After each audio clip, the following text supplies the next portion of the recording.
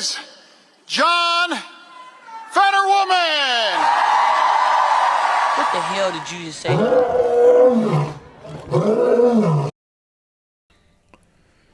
So, as we are about 24 hours post 2022, the so-called red wave, which was really more like a red drip. I'm just going to go through some things and give my take on the good, the bad, and the ugly of 2022's midterms. It wasn't all bad, but it certainly wasn't all good. And I believe that there are some very, very, valuable lessons to learn from 2022 midterms. And there were some candidates that did really, really well. We had some governors races that went extremely well. We all know Florida, my home state of Georgia. The governors, DeSantis and Kemp, did really well. Abbott did really well out in Texas. DeWine won. He's kind of a rhino, but that's neither here nor there. Kerry Lake is closing the gap out in Arizona. And who else?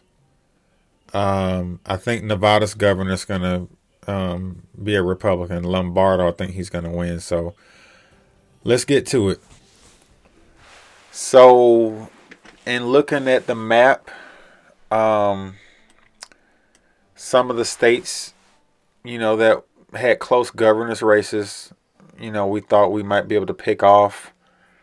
Oregon, outgoing governor, I think her name is Kate Brown, was very unpopular with a lot of the voters in Oregon. But, of course, the Portlandia area is one of the most liberal areas of the country, so it's just hard for the Republicans to win Oregon because of that, super progressive, super left part of the country. Washington State, same thing. We were kind of eyeballing the Senate race there, but that didn't work out. I wasn't really too high up on Oregon or Washington State. The red wave in the House is not a wave at all. I mean, we are in control of the House now, which is good, but the margins should be much stronger. And let's see here. All the states that you would expect to go red went red, especially in the South and the Midwest. Both Carolinas. They took care of business. You had a couple of seats, that didn't get won. In North Carolina, you had a GOP House seat go down that we were supposed to win. And there are a few others I'm going to highlight, momentarily that were a little bit shocking. New Mexico, we thought we had a chance there. That one, of course, went blue. Overall, it just wasn't, the expectations that we wanted. New York did have some good victories, specifically on Long Island. I think Republicans swept Long Island, which is, of course, suburban New York. So, yeah, I think that moving forward, we just got to, make sure we run good candidates. In my opinion, the biggest disappointment was John Fetterman. There's no way that seat should be going to John Fetterman up in Pennsylvania. I think Kathy Burnett would have been the better candidate, but the GOP establishment, they didn't back her. They said she didn't have enough money. Sean Hannity, shame on you, dude. I'm going to do a video about that guy. He trashed her. He said there was no way she could get elected in Pennsylvania because of some inflammatory remarks she made. But the base clearly didn't show up for Dr. Oz. A lot of the base wasn't even a big fan of Dr. Oz. So I'm going to go through some highlights of some of the, more high-profile races, that got a lot of attention. Florida is where woke goes to die. So it wouldn't be right of me not to start off with the most impressive victory of the night. And he is the current rock star of the GOP. We all know he doesn't need an introduction. Mr. DeSantis out of Florida had a landslide rout of Charlie Crist. And DeSantis is becoming more and more popular by the day. He's basically taken Florida away from the Democrats at every step of the way. It's a safe red state right now up under his leadership. And it's just remarkable what he's been able to do. And with that being said, I know it's a lot of people wanting him to run in 2024 instead of Trump because, you know, Trump has been a very polarizing figure over the past few years. And I'm a Trump fan. I voted for him in 2020. But with that being said, a lot of people on the right are ready to move on from Trump, especially the boomers. A lot of your rhinos, your Mitt Romneys of the world, your Mitch McConnells of the world, they would love to have DeSantis because he's closer to the establishment mode of, you know, the more of the establishment wing of the party than Trump is. And I'm not calling DeSantis establishment, but he definitely is much closer to the establishment than Trump would ever be. And a lot of people are kind of nervous about nominating DeSantis because they don't know what he would do as president. Can they trust DeSantis? Can DeSantis be trusted? Because being the governor is a totally different ballgame than being the president.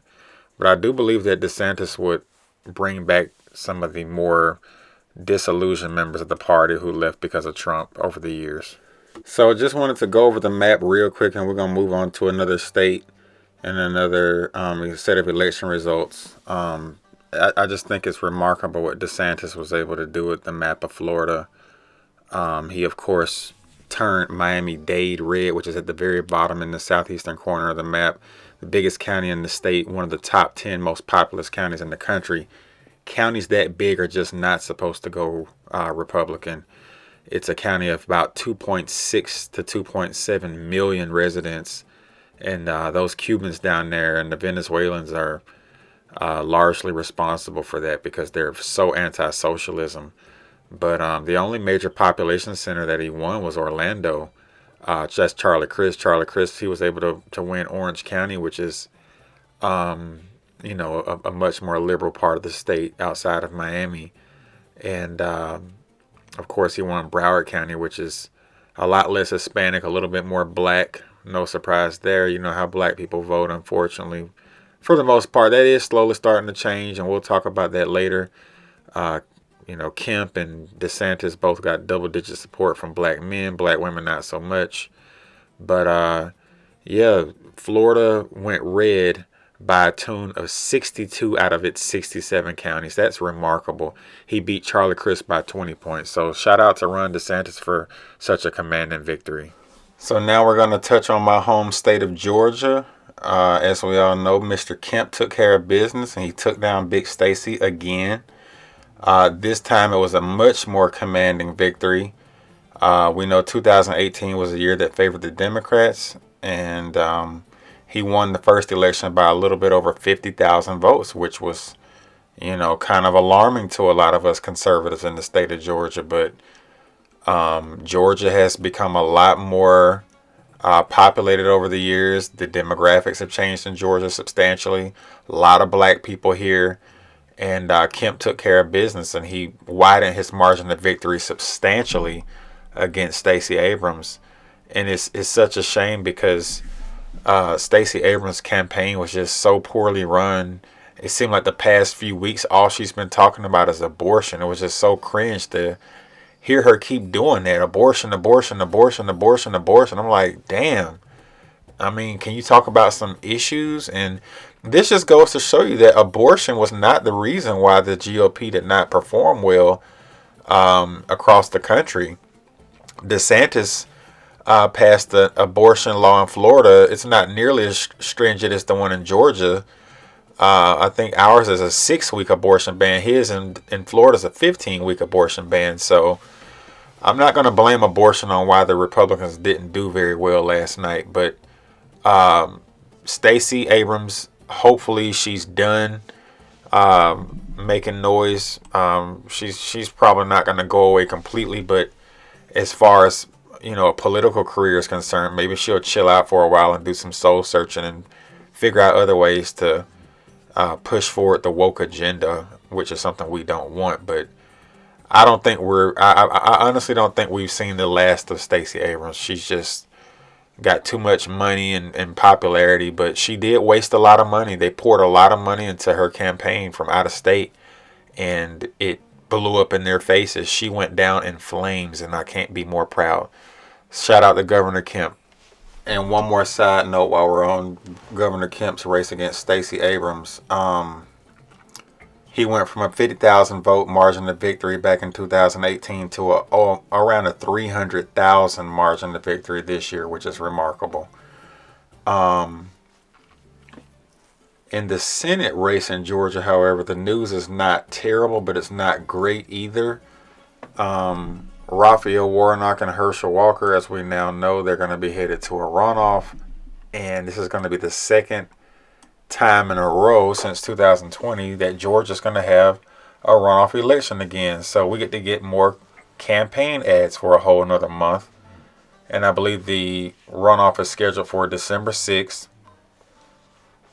And we'll be dealing with the ads again. They're going to probably spend millions upon millions of dollars. And I'm not so sure how much money they're going to put into the race this time around, because I think it depends on what happens with Arizona and Nevada.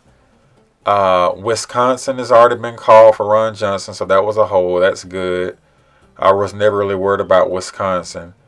Alaska hasn't been called yet, but I believe Alaska's going to hold with no problem. Shabaka and Murkowski. Murkowski's a rhino, but what else is new? Who else? Let me see. Arizona, Nevada, Adam Laxalt, and then you got Blake Masters down in Arizona, but we'll see. So, unfortunately, Herschel Walker couldn't get it across the finish line. If you've been paying attention, you know Herschel Walker's got a lot of skeletons in his closet. Supposedly, he's paid multiple women to have abortions. They make fun of him for not being able to talk. Warnock's a pro-abortion pastor who also has some domestic violence in his past. They both aren't great candidates, but it is what it is. So hopefully Herschel Walker can pull it off in the runoff. And last but not least, I just want to touch on Marjorie Taylor Greene. Of course, she won her district. Not surprisingly, it's a super red district. It's probably the most reliably conservative district in the state. I just had to bring her up because they had some black guy running against her. I think his name was Marcus Flowers or something like that. And of course, there was a lot of outside money to help try and unseat her, but she got like 67% of the vote. I think that seat's going to be hers to keep for as long as she wants it. That area is not, going to be changing anytime soon, and it's outside of the bulk of Metro Atlanta, so it'll be fine. Shout out to her. So we're going to go ahead and jump to our neighbor to the northeast, one of my favorite states in the South other than Georgia and Florida. The state of North Kakalaki, or North Carolina, depending on how you want to pronounce it. It is, it's bounced back and forth a couple of times over the years, but it's been pretty much a reliably red state over the past few election cycles. It's a rapidly growing state, but Ted Budd took care of business. He beat, I think her last name is Beasley. I think it's Sherry Beasley, if I'm not mistaken. I might be wrong, but I know her last name is Beasley. But North Carolina, it's a competitive state sometimes, but he took care of business, so shout out to Ted Budd.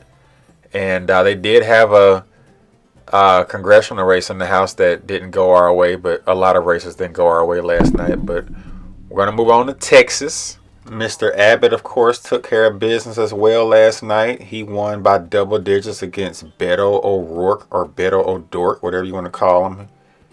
He's a weirdo. I don't like him. I think he's trash. I think most liberal progressives are trash, specifically those that try to, come out with all this radical policy and try to, just tell people what to do. I don't care for the authoritarian bullshit they try to pull. I just don't like being told what to do. And he came within a few points of beating Ted Cruz for that Senate seat a few years ago, so that's what put him on the map. And he went up against Greg Abbott and got absolutely obliterated. Texas is similar to Florida as far as trends. A lot of Texas is Hispanics, particularly those on that southern border. The Tejanos that have been down there for generations are moving to the right, which is great. We've heard a lot of news about the Hispanic realignment. We've also heard a little bit of rhetoric about the black vote, how black men specifically are turning to the right, which is great. I'm a black man myself, as you can see. And I'm just very excited about that. I just want more and more of my fellow brothers to wake up and lead us off the plantation. It's got to happen, and I think that's the only way forward, especially for a state like Georgia, because we just have too many black people here to not have more black voters in the GOP. Texas's demographics are much different. They're I think about 40% Hispanic, and they have about a 13% black population. Greg Abbott got about 22% of the black male vote, which is remarkable. And of course, Hispanics pulled the lever for him in high numbers. I think he was up in the 40s with Hispanics, might have been close to 50%. Of course, the Texas metropolitan areas, decide the elections because they have so many people. Texas has about 29 million plus people now, and Dallas and Houston combined equal about half the state's population. Dallas is about 7.6 million. Houston's about 7.1 million and growing. And, those are the only places in the state, Dallas, Houston, Austin, and San Antonio, that give the Democrats large pools of voters to help them compete. But Texas is not a competitive state right now. The Democrats have wanted Texas for a long time. Hasn't happened. And as long as the GOP keeps handling business out there, they'll be fine. And Texas has a very strict abortion law, and Abbott won by double digits. So we don't have to compromise, capitulate on our values. I like the fact that we can win and win big in certain states and stand firm. We do not need to equivocate on social issues at all, because this is why our country is deteriorating from a moral perspective, because we're letting too much stuff happen. And speaking of which, they got a lot of drag queen story time going on in certain parts of Texas, specifically in that Dallas area. That's another conversation for another day. I'm going to stick to the elections, but shout out to Greg Abbott for handling business in Texas. And I don't see Texas going blue anytime soon. I don't think Texas had any senators up for election this year. Myra Flores did lose her congressional race last night. She was an upset victory. She had an upset victory earlier in the year for a special election, but I wasn't very confident she was going to be able to hold the seat, because it's a D plus 10, D plus 15 seat, something like that. And I guess for Myra Flores, it was fun while it lasted. So the Hispanic realignment is still on in Texas, and we're going to move on. Unfortunately, this is where things are going to start to turn for the worst. The great state of Michigan, Wicked Whitmer. Gretchen Whitmer was able to win re-election. I don't know what's wrong with those voters up there in Michigan, but my God, I think she's one of the worst governors in the country. Her and that lady up in New York, Kathy Hochul, I believe, she's terrible. I don't like none of I do not like white liberals who have that authoritarian streak in them. I do not like them at all. She kept Michigan locked down like crazy, man. I'm not for the vaccine. I'm not for these lockdowns. If you want to take the vaccine, that's your business. I don't want to go into too much on that right now. I'm trying to stay focused, but I didn't like how she handled COVID. A lot of Michigan voters didn't like how she handled COVID, but they reelected her. And as we all know, Elections have consequences, so I guess they want 4 years of Whitmer. They should have went with Tudor Dixon. I think she would have been a much better governor for Michigan. And while we're in Michigan, we're going to just stop by and say congratulations to John James. He finally won. I think this was his 3rd time running, so he will be going to Congress. Shout out to John James for winning his election. Swing down to Colorado real quick. I just wanted to touch on this race. I saw it was like a dead heat, and she was actually down by a few hundred votes. We all know Lauren Boebert. She's been one of the more outspoken members of the GOP since she won her election a couple years ago. She's literally from a town called Rifle, Colorado. Big Second Amendment girl. Very quirky, interesting character. She's very outspoken. She's kind of like the Colorado version of Marjorie Taylor Greene, just younger. And I think they got like 98-99% of the vote in, so she may actually lose. I hope she doesn't, but that's a shocker because that district is one of the more redder districts, if not the reddest district in the state. But of course, Colorado has changed over the years. A lot of white liberals have moved in from California, and whenever white liberals move to your state, you know what happens to the voting patterns. So hopefully she can pull it off. Hopefully she can keep her seat because we need all the Republicans in Congress we can get. So we head over to the great state of Pennsylvania, also known as the Keystone State. And this is probably for me, this is the most shocking defeat of the night for the GOP. They decided to run Mehmet Oz, the celebrity doctor, Dr. Oz. And he did not get over the finish line. It's unfortunate. Fetterman, we all know he had the stroke, and his medical his health is just not where it needs to be a senator. I would never ridicule him for his situation. I mean, that's just not something that I believe in doing. But I mean, the facts are what they are. He can barely speak. He can't speak. He has to have some type of visual text to help him comprehend things. He's not recovered from his stroke. That type of incident takes time to heal from. But this is unfortunately what happens when the establishment country club donor class gets in the way and takes over, because you had a in my opinion, a better candidate, a trusted conservative named Kathy Barnett. And I think she would have been a much better candidate than Dr. Oz, and she probably would have inspired the base to get out and vote, because as we all know, Pennsylvania is powered along by 2 major metropolitan areas. Philadelphia in the east, over 6 million people. The suburbs and the city are very reliably Democrat. And then, of course, you got Pittsburgh in the west, which is a much smaller area, but it's still over 2 million people. Allegheny County is blue, but all the counties that surround it are majority white and majority working class. And you got a bunch of rural parts of the state in the middle. They call that part the Alabama part. It's Pittsburgh, Alabama, and then Philadelphia. So should have ran Kathy Barnett. Whether she won or not, I don't know. I just believe that she would have probably given us a better bang, for our buck up in Pennsylvania. But and of course, Trump endorsed Dr. Oz, and Trump's endorsements, sometimes they do well, sometimes they don't. So 6 years of Fetterwoman. Moving on down to the Southwest again, we're going to hit Adam Laxalt real quick. He's poised to win his election. That will give us an extra Senate seat to get us closer to the magic number of 51, because we can't do 50 because Kamala Harris is the tiebreaker, so we need to get at least 51 seats. He gets us one step closer. Then it'll be up to Arizona and Georgia to get us over the hump. We'll see what happens, but right now Laxalt is up by 2. The Las Vegas metropolitan area is mostly done counting their votes. That's where most of the people in the state live. So hopefully Laxalt can pull it off. And last but not least, we're going to hit the great state of Arizona.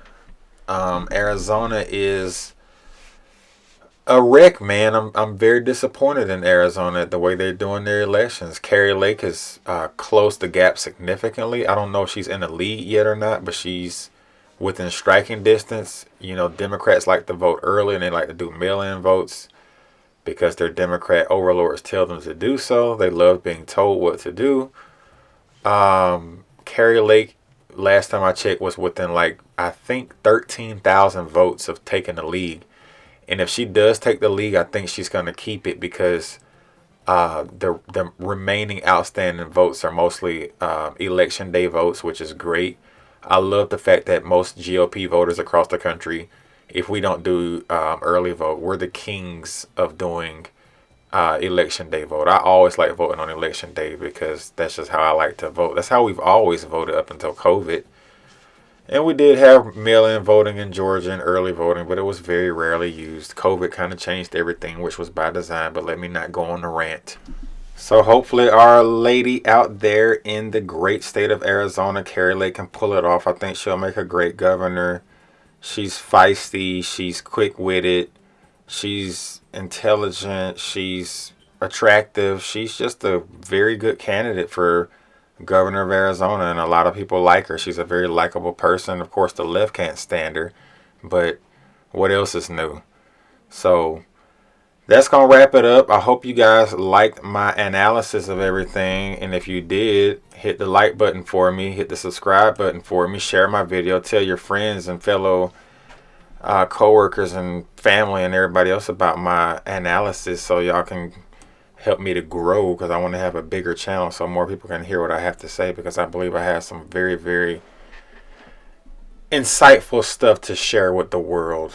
So I'm going to call it a night. Thank you for listening.